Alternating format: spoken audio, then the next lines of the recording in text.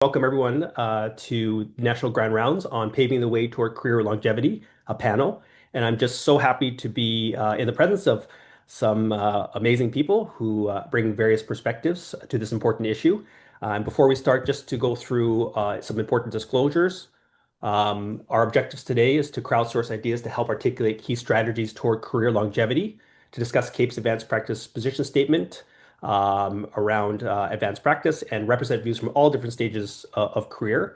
Specifically to disclosures, Dr. Cameron Goon and myself do not have any things to disclose. Dr. Abu-Laban has some memberships related to CAEP and as an author of Advanced Career Emergency Physicians, and has had public statements in a number of presented things through CAEP. Dr. Berliant has had some funded grants, as stated, and some interviews related to opinions for medical students. And Dr. Cheng has had some honoraria for invited speaking engagements and some financial relations related to her position in Toronto. And last but not least, Dr. Marchand has had some CIHR grants and as well as an employee of Alberta Health Services. Other than that, nothing to disclose. And we're gonna start right away here. So I'm really excited about this topic. And maybe what I'll start with is just to have people to introduce themselves. I'll start. My name's Rod Lim. I'm in my evening weekend job. I'm a pediatric emergency doctor in London, Ontario at the Children's Hospital there. But at CAEP, I'm part of the wellness committee as well as the academic committee. And I know a lot of the people on the call and a lot of the panelists. So it's such a good chance to see you again, but I'll hand it over if our panel could introduce themselves. Sure, I can go first. So my name is Tia. I'm a second-year emergency medicine resident at the University of Calgary. I also do a lot of research work with Indigenous Health Nations in Southern Alberta. Yeah, I'm happy to be here. I think Maria's next.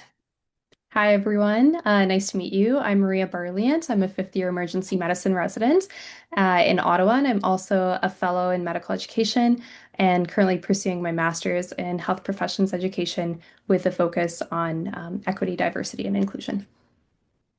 Hi, everyone. My name is Ada Gu, and I graduated from the +1 program at Western University in 2021.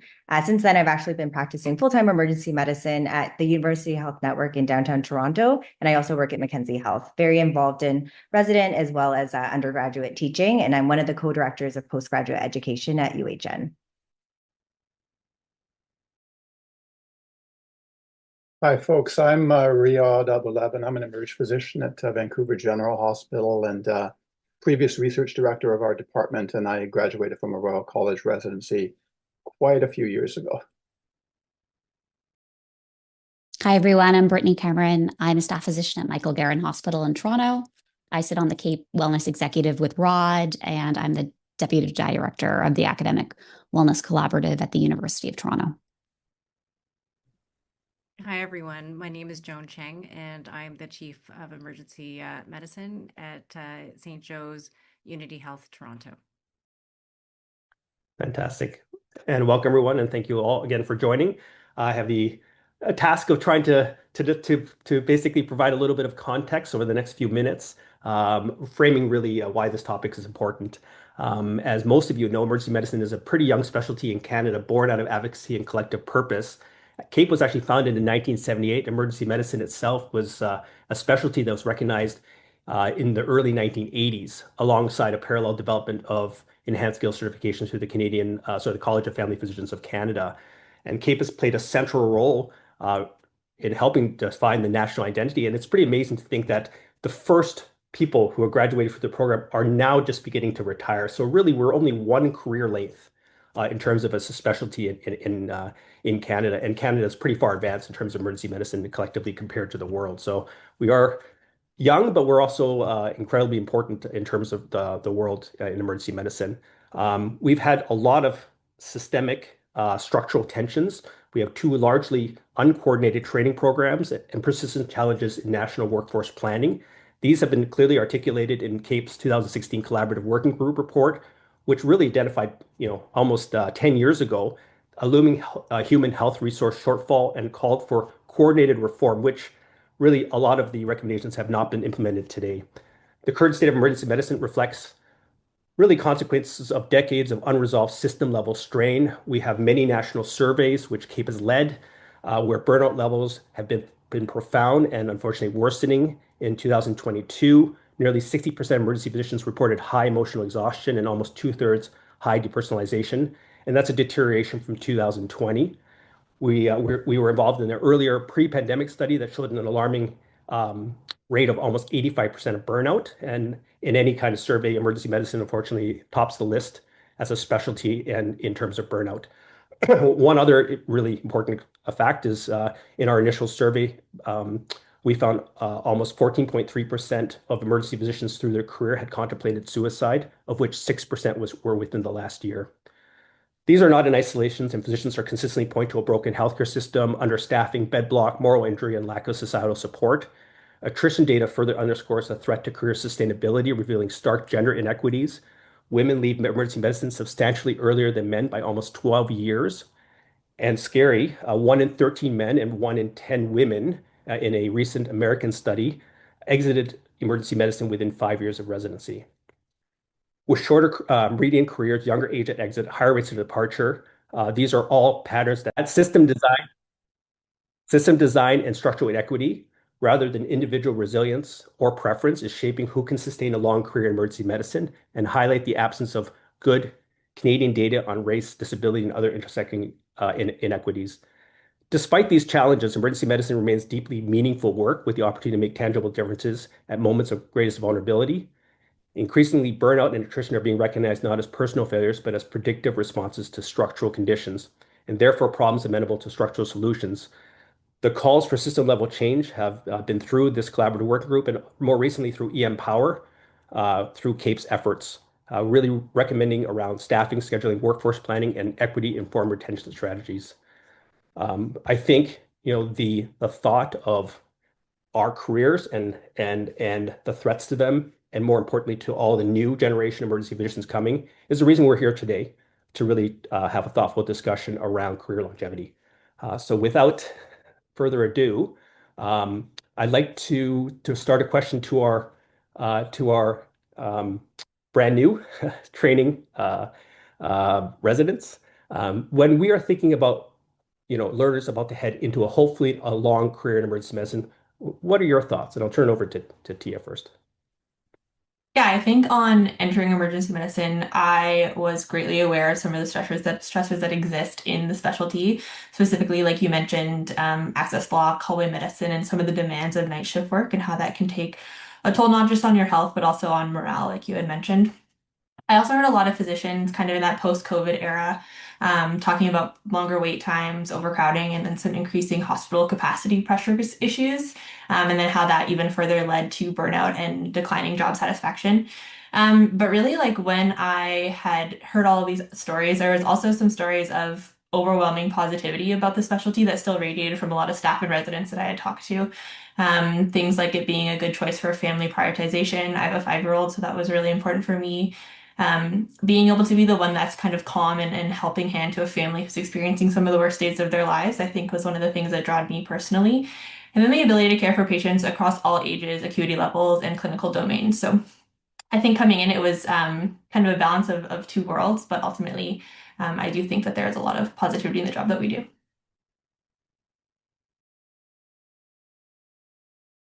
Maria?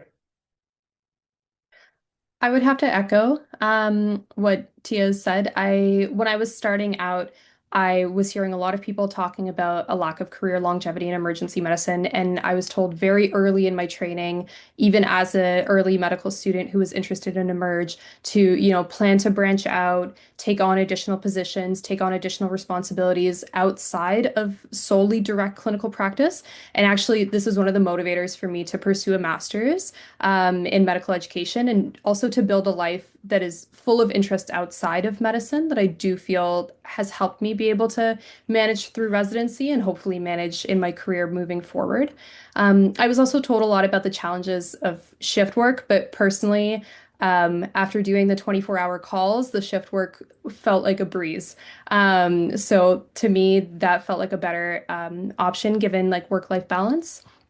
And I was already hearing statements, even as a medical student, of it's not like it used to be. And a lot of that related to, being able to clear the waiting room, the medical complexity of the patients, or just the mental load associated with taking care of the public and the expectations of others. And I was also hearing a little bit about specific challenges of the job, many of which related to, mistreatment of healthcare providers, especially those that belong to minority populations. And so I would say that despite all of this, many of my mentors were still saying that, this is the best job. And they had a lot of enthusiasm and a lot of passion that they were bringing into their work. And so that has helped me be cautiously optimistic for my own career longevity. Thank you so much. It's great to hear the positivity, and I think it's something to remind ourselves that we are doing a great job of showing the way. So thank you for that.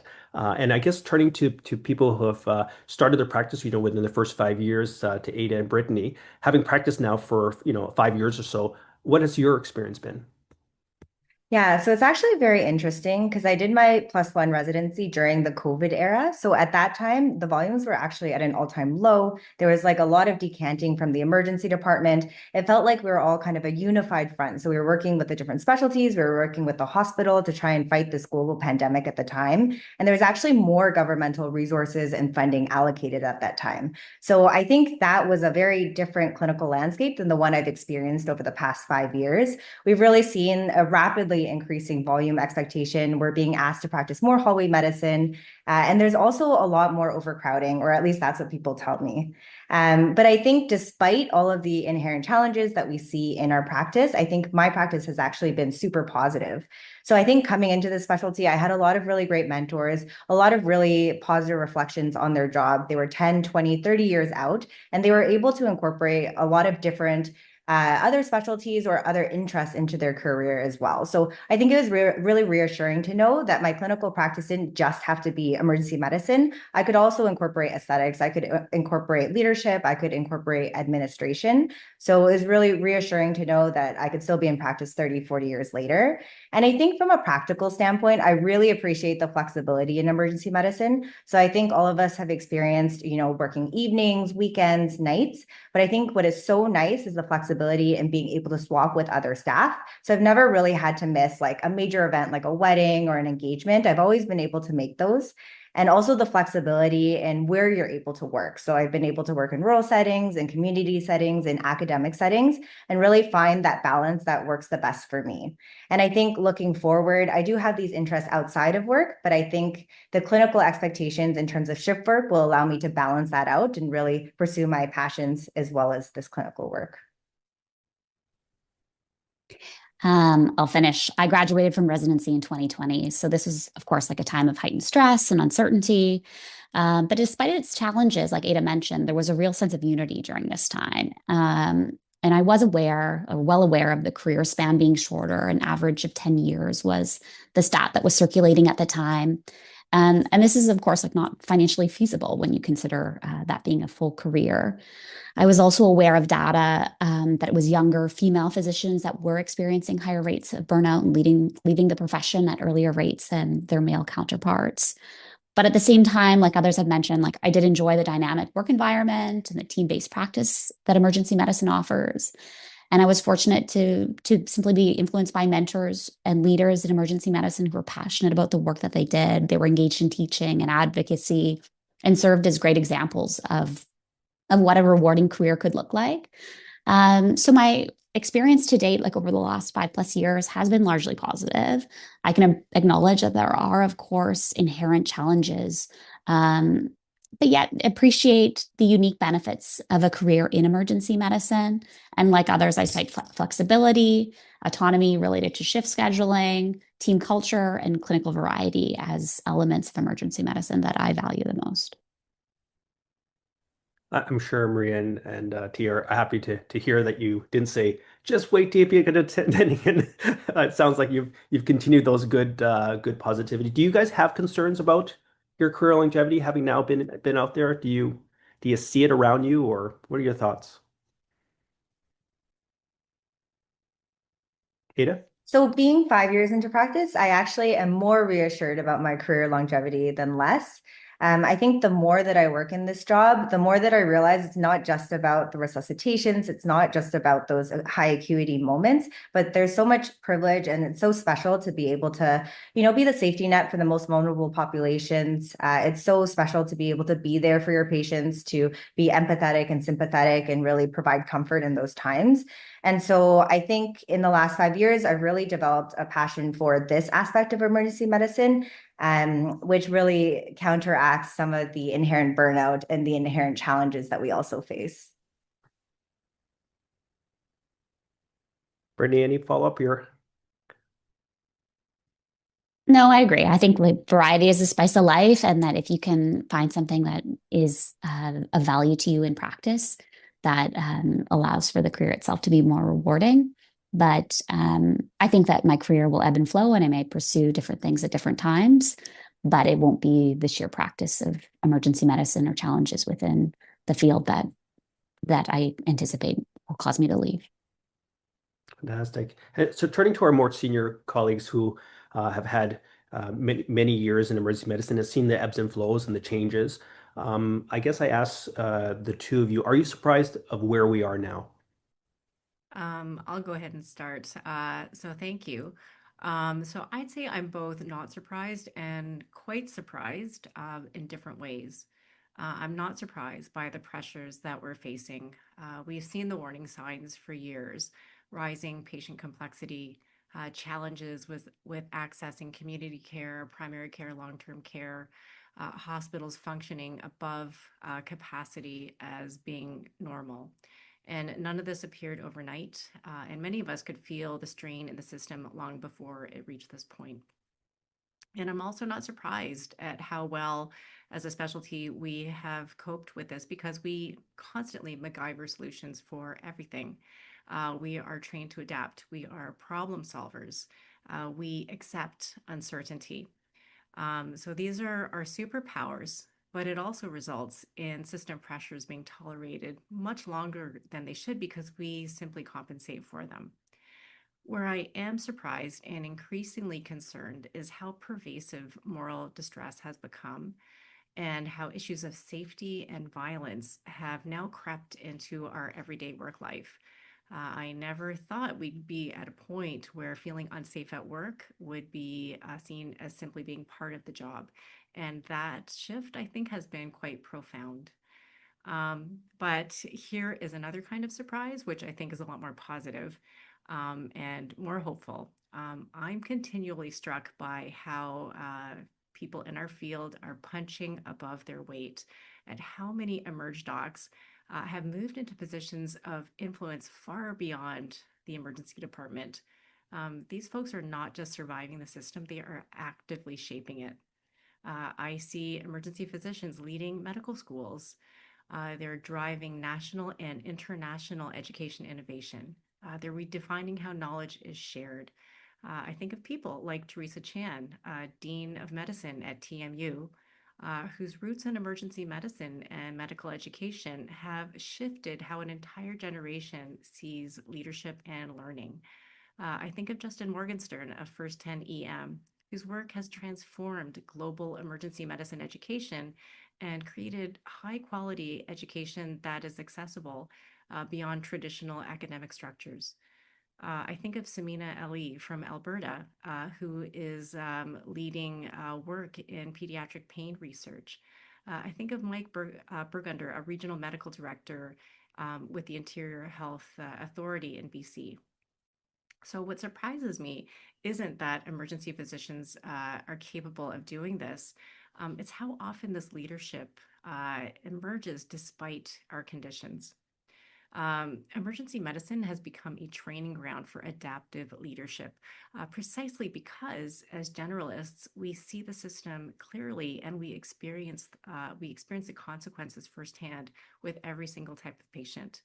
So I'm not surprised by how hard things have become, but I am surprised by the breadth of influence that emergency physicians are having, and how we are shaping education, leadership, and systems at the highest levels. And so that tells me, even in this strained environment, there is extraordinary potential. if we intentionally support careers that evolve and diversify, as the CAEPs Advanced Practice Position Statement encourages us to do, we can move from simply enduring our challenges to actively shaping what comes next. I'll carry on a little bit from there. I'll start by saying, I'm one of those people that actually has zero regrets about my career in emergency medicine, and I do still believe this is the greatest and most privileged job in the world. So it's uplifting to hear that from our trainees and more junior colleagues. Countering that, it's really concerning to see the statistics that are coming out now regarding early exit and burnout. And we know from the cohorts of emergency physicians that Rod referred to at the beginning, who did residency training from one of our two colleges in the 80s and the 90s, that people can have a career in emergency medicine, clinical emergency medicine, well into their 60s and even their 70s. And until recently, there was nothing intrinsic about working in an emergency department that we would feel precluded career longevity. And so, it's impossible to talk about longevity and fulfillment in emergency medicine today without talking about the single biggest change and impediment to that. And that's the current emergency department situation. And it is important for us to remind ourselves that this current situation was not in any way intelligently designed.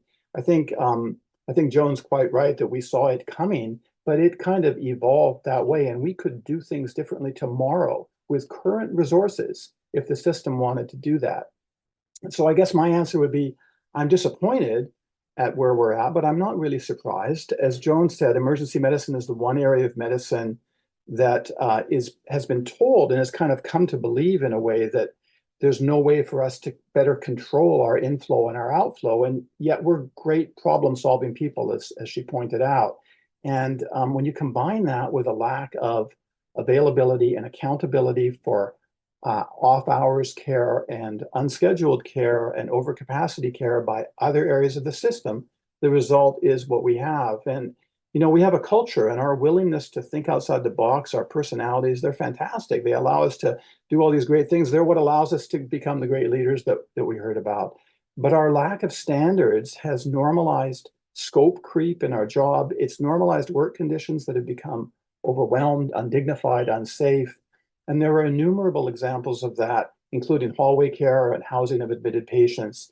And in endlessly doing and allowing these things, we in emergency medicine are a big factor in creating the conditions we now see and the result they're having on our patients and on our careers.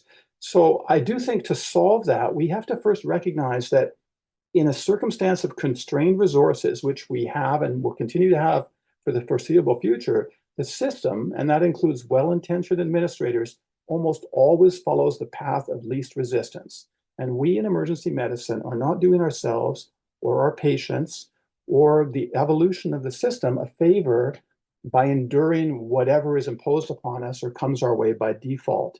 Other physician groups, other areas have been far more tough and vocal in what they will or will not accept, and more successful in defending their practice circumstances and influencing change elsewhere.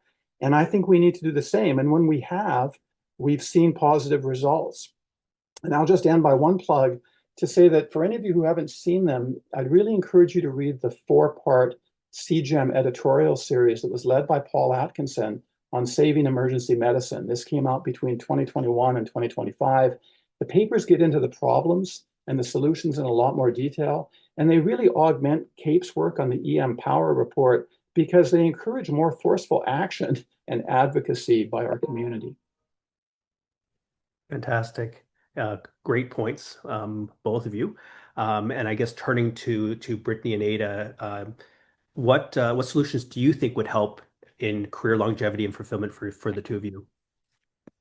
I think that in terms of longevity, recognizing that achieving complete balance is a myth helps. You can't do it all, but of course you can prioritize what's important to you in terms of what you achieve at work and outside of work at home. For me, working as part of a solutions-oriented team that embraces change and innovation is an incredible antidote to the significant stressors we face on shift in emergency medicine. When individuals are vocal about what's not working and incorporate novel solutions, targeting what's within their locus of control, this is satisfying. And a lot of our challenges may be outside of our immediate control, but when our workflow can improve because a new zone is built, or we can target overcrowding because we build a dedicated pediatric waiting space or improve patient experience, because we introduce child life specialists. This can make an enormous impact, not only just among our patients and broader communities, but even upon our own individual experiences working shifts. So I cannot underscore the importance of workplace culture, not only supportive team members that maintain an element of optimism, but also individuals that are really agents of change and occupying leadership positions, not only within department and hospital levels, but within our broader institutions, like Joan has mentioned. And when we think of burnout in general, drivers of physician burnout are not only complex, but they're multifactorial. And historically, a lot of emphasis upon solutions were really inadequate, targeting personal resilience, putting a lot of pressure on the individual. We know that certain exercises and yoga and meditation, they're not going to eliminate the experience of burnout. But in my leadership roles related to physician wellness, I frequently like to reference the Stanford model of occupational well-being. This allows us to kind of reconceptualize what wellness actually represents. And the premise that promoting physician wellness and mitigating burnout requires organizational and system-wide change is foundational to the Stanford model. So it relieves some of the pressure on individual factors to solve the problem and puts more emphasis upon factors related to workplace culture and system efficiency and system level change. Finally, like on a personal level, I have benefited enormously from finding my thing. And I don't know if you remember the Concerned Children's Advertisers ads in the 90s advertising, like nobody's good at everything, but everybody's good at something. And one kid, his was sound effects. But the point is, you, of course, if you can, lean into what you're passionate about, what you're into. While it's important to take the first year or two to settle into clinical practice, after that, it becomes equally important to explore complementary initiatives, medical education, research, IT, tech, whatever. Leadership. In my case, the work has been more academic and a master's education wellness and really enriched my work experience. But you can get creative in terms of how you can contribute in a meaningful way. Yeah, and I just want to build on the previous points. So it's so important to understand that you can show up to work, you're doing your best as an individual physician within the constraints of the broader emergency department or the system.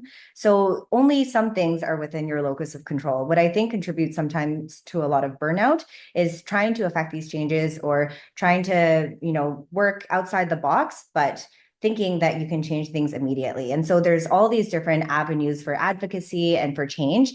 And so many physicians who have done great work outside of their individual clinical practice as well. So I really encourage everyone to kind of discover what their broader passions are, whether it's advocacy or research, where you can really make an impact on the broader emergency medicine field.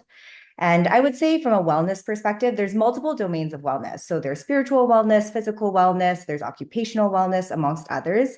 It's really important to identify which domains of wellness are the most important to you. So maybe physical wellness is really important to you. Maybe emotional wellness is really important to you. So pursuing those things that really re-emphasize those domains of wellness. For myself, from a personal perspective, I think it's really important to be physically active. And so to prevent burnout, I make sure that I do schedule in time to go to the gym. I go to reformer Pilates. I go to my spin classes. I make sure that I make time for those things that bring me joy. I also find that spending time with friends and family, doing things outside of work, doing social engagements, those things also bring immense amount of joy to me as well. And so I just try and make sure that my clinical schedule, as well as my other academic responsibilities, don't impede on that, so that one day I don't look back and I regret, missing that engagement party.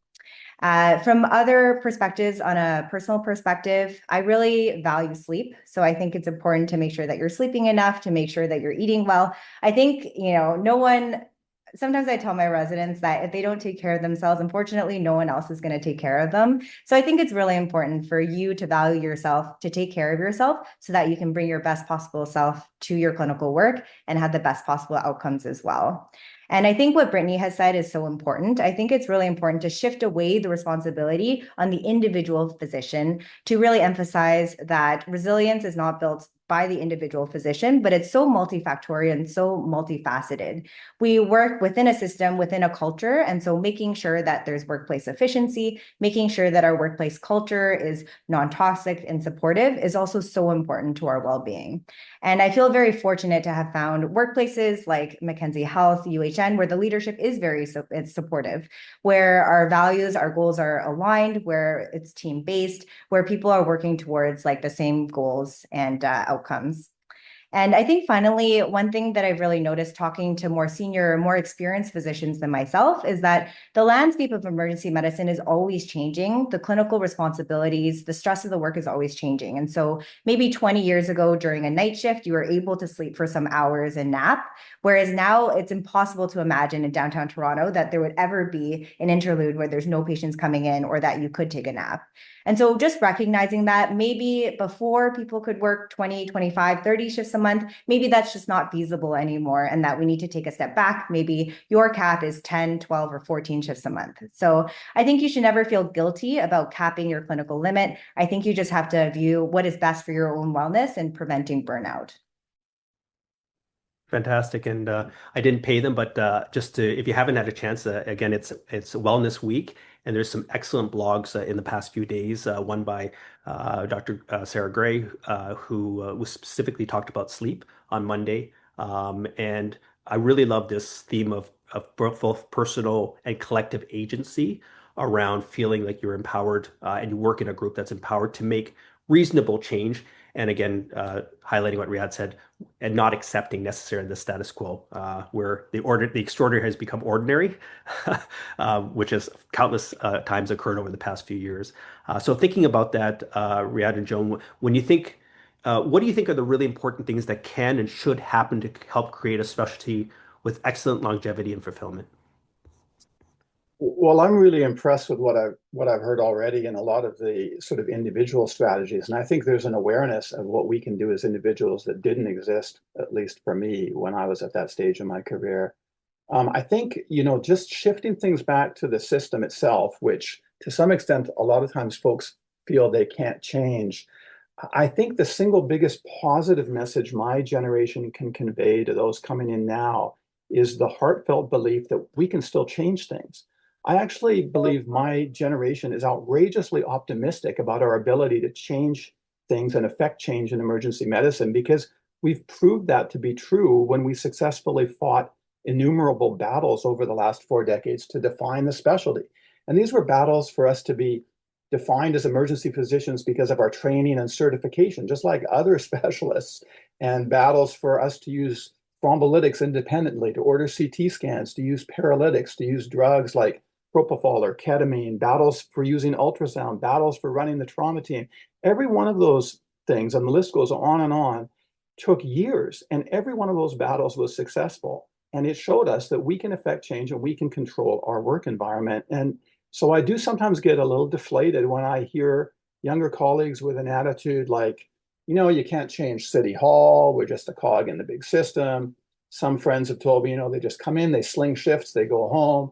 And I agree, we shouldn't be going to battle on every one of our shifts as individual EPs, but we can be principled and organized and forceful collectively in groups and provinces and nationally about changes.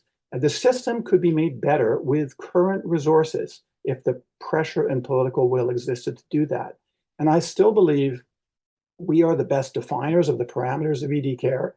Some things have changed for all time, as it has pointed out, like probably no more sleeping on night shifts.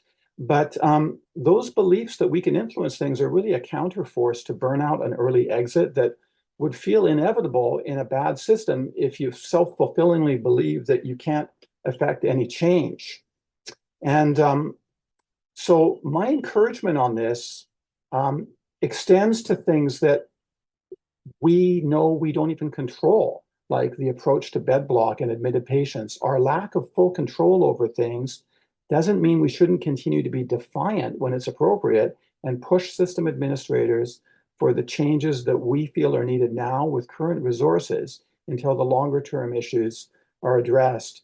And just to close, I'll just end with 2 recent positive examples of us continuing to be the experts in our domain of medicine and influencing our environment and our careers.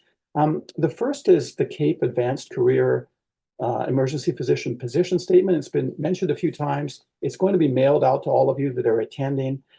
It came out a year ago. It was the culmination of 2 years of work, actually led by Rod, where we had a committee that provided guidance for maintaining senior EPs in the clinical workforce.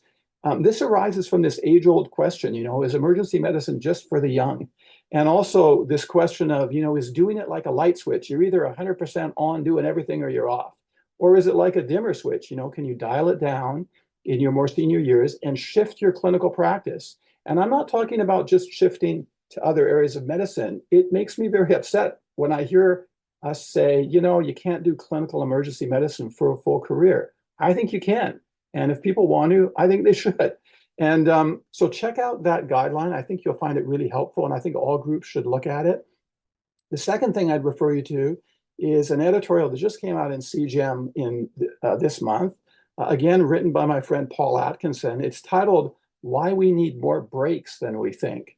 And, so we know about things like food, but did you know there's a national survey that says that more than a third of emergency physicians say they never or rarely eat during a shift? I mean, this is a travesty. And it's a reminder that we control our workforce and our expectations, and we need to exercise self-care in doing that. And when we do it, we will help encourage the system to reform appropriately, we'll help ourselves, and that ultimately will help our patients.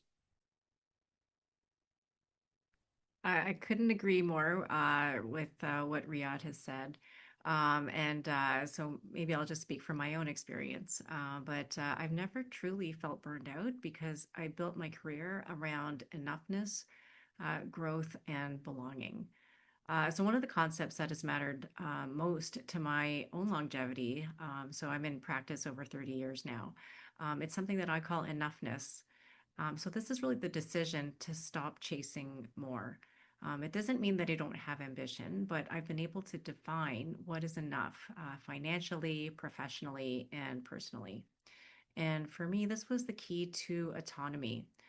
Because I chose to live modestly, I didn't need more. I didn't need more income. I didn't need more status. And this allowed me to work the right amount, not the maximum amount. And this gave me control over my time and my schedule. And so this control allowed me to spend my time in parts of my life that were really important. Enoughness gave me a buffer. So it created room for me to absorb stress and then manage it when life got really hard, which happens to all of us. It gave me room to decide when it was time to chase more.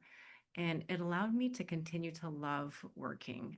So my job, it is actually a therapeutic way for me to manage my stress rather than the source of my stress. Sorry, I'm just going to pause.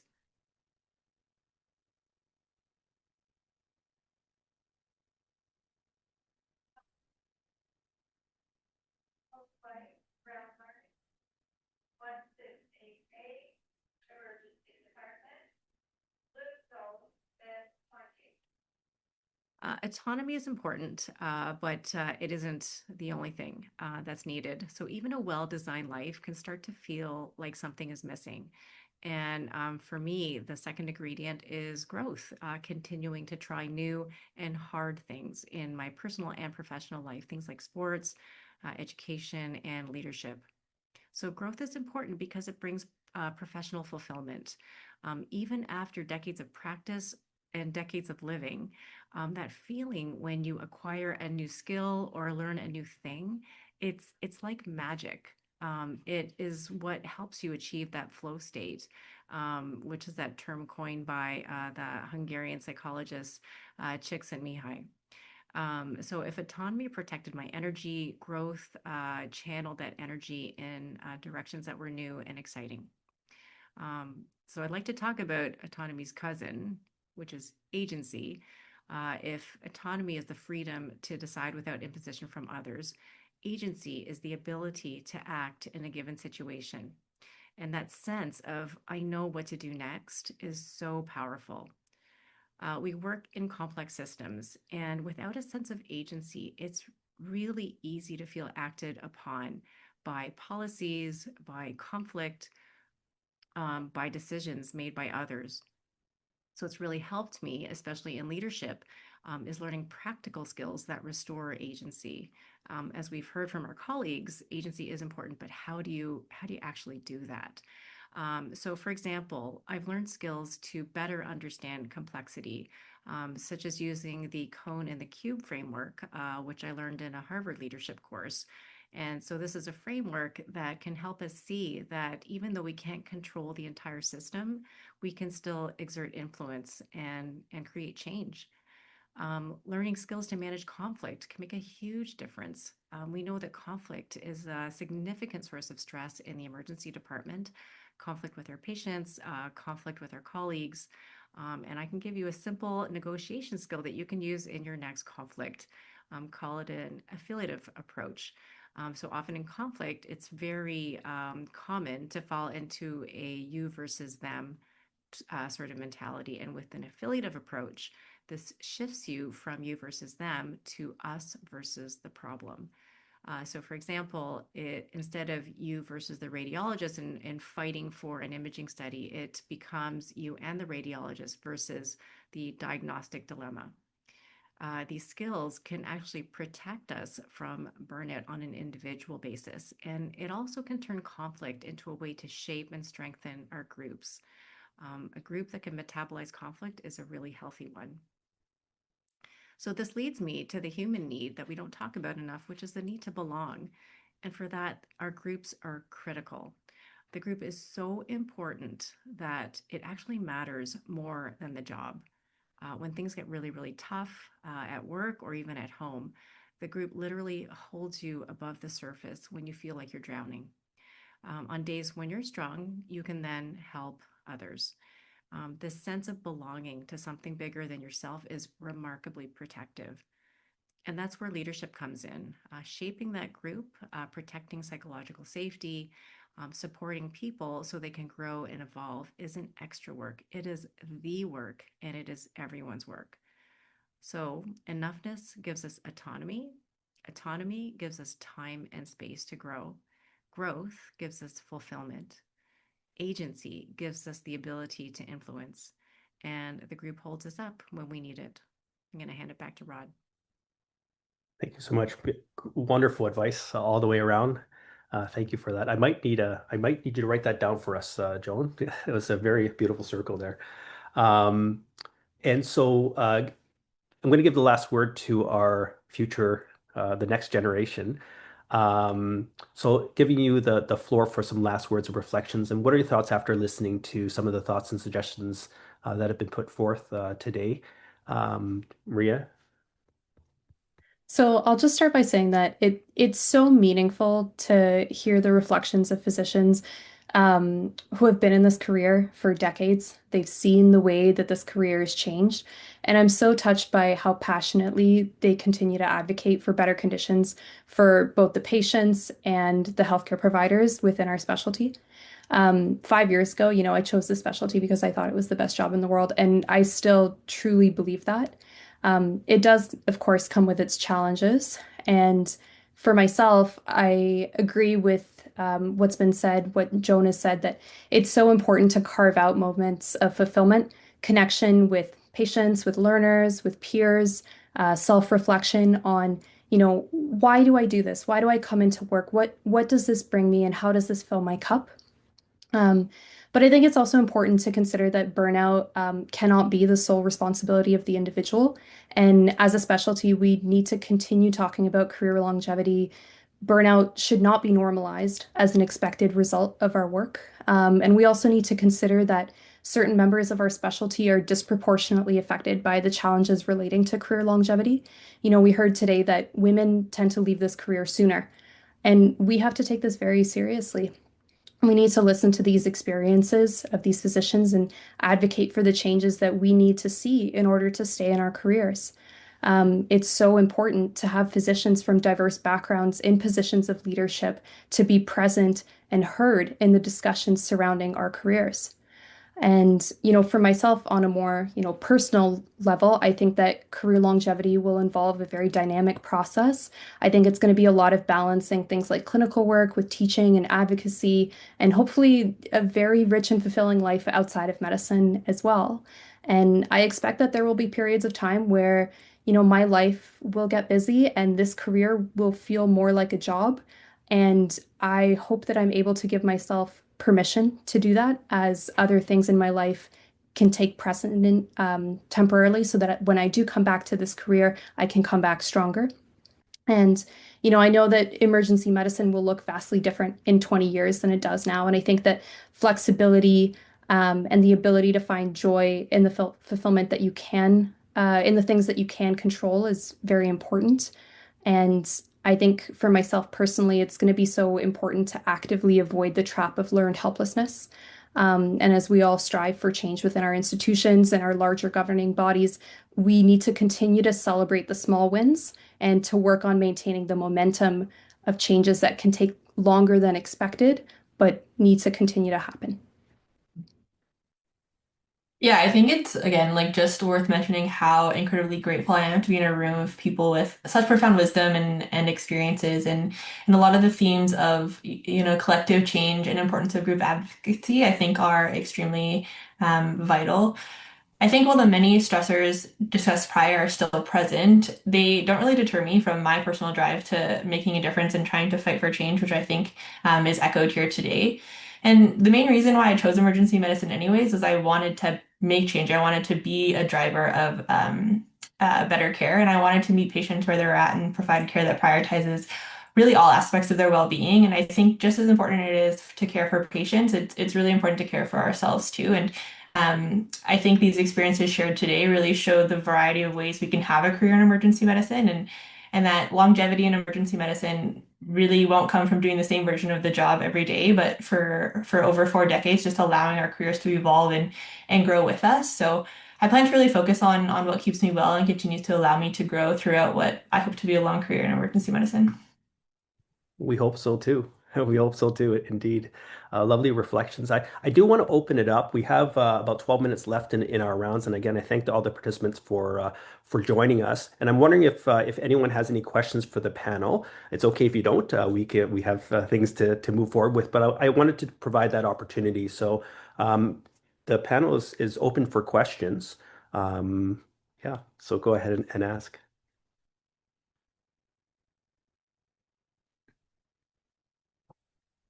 While we wait for the first brave person, maybe I can turn to Maria. Do you have some closing thoughts about things that you want to take away from today?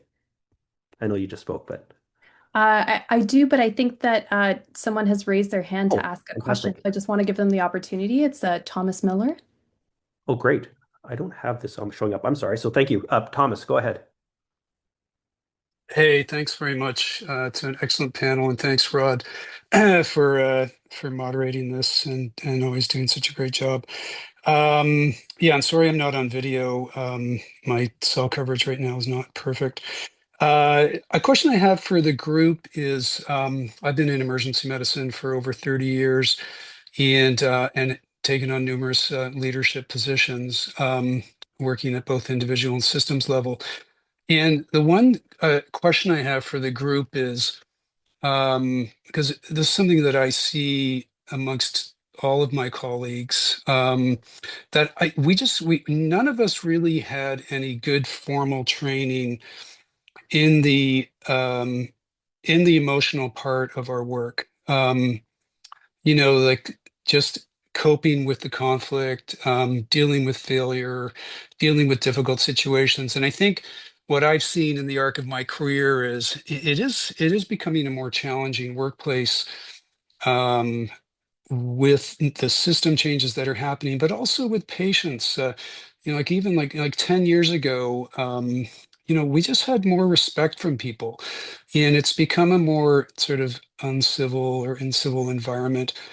And that has lots of reasons for it that we don't have a huge amount of control over. But at an interpersonal level, I think at that doctor-patient relationship, um, it can be challenging for us. And I noticed that I see it amongst my colleagues and nursing staff, where, they come back from seeing a patient and they're rattled, and it takes a while for them to kind of bring themselves down and get centered to a point where they can, work effectively and kind of keep that empathy that we're all, trying to bring to every patient encounter that we have. Just curious about people's thoughts. Yeah, lovely question, Thomas. And I'll open it to the panel. Joan? I'm happy to speak on that a little bit, and of course would welcome others from the panel and from the audience. So thanks for sharing that, Thomas. You're absolutely right.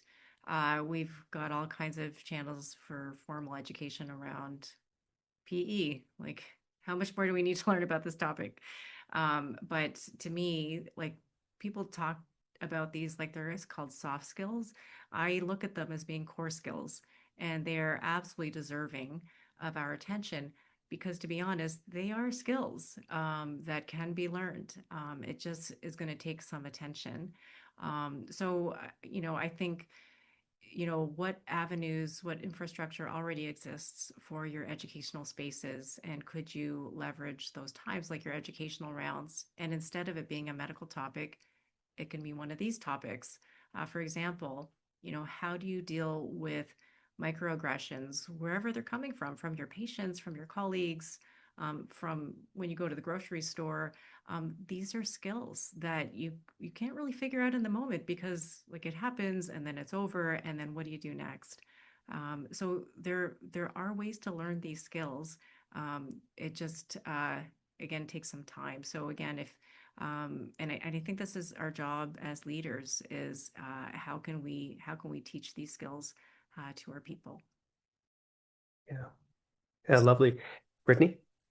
I'd just like to make a brief plug for some of the initiatives that we have started at CAEP and particularly at CAEP conferences over the last few years with talks about nonviolent communication, which can be quite invaluable in these really challenging interpersonal situations with patients, even coaching when you're trying to support a colleague or somebody who may be experiencing difficulty in the workplace or at a serious transition within their career. And I also think, like, outside of some of the talks that have been given at CAEP and some of the publications that have been made, peer support can be invaluable here. These are such unique challenges that really don't necessarily translate to other industries or careers. And you may have someone at home that you can speak with about it, but we really understand, or your colleagues really understand on a different level.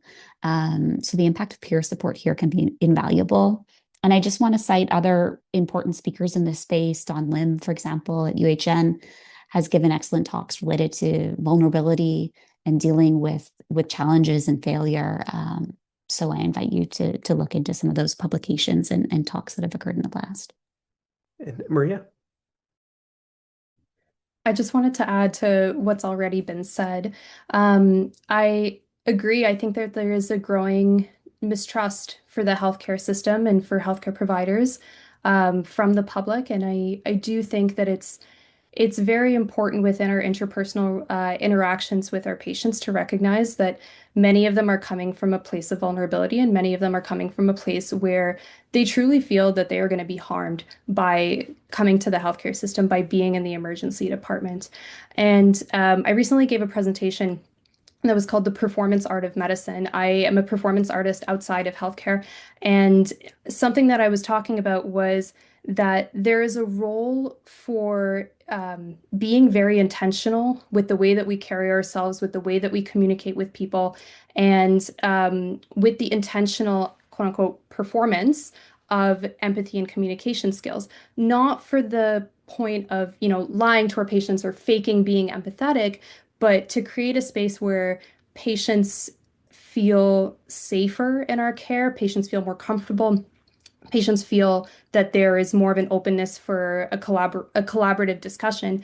And so some of the things that came up, drawing from theater and from the performance art skills is the point of like blocking out the scene. So where you stand in the room, sitting down, for example, has been shown to improve patients' perception of you as a communicator and make them feel that you've spent more time with them in the room, even if the time that you've actually spent in the interaction is the same as if you were standing. Obviously, these are very small potential solutions for a very large issue. But I do think that there is a role for being very intentional about the way that we act with our patients and with the rest of the healthcare team.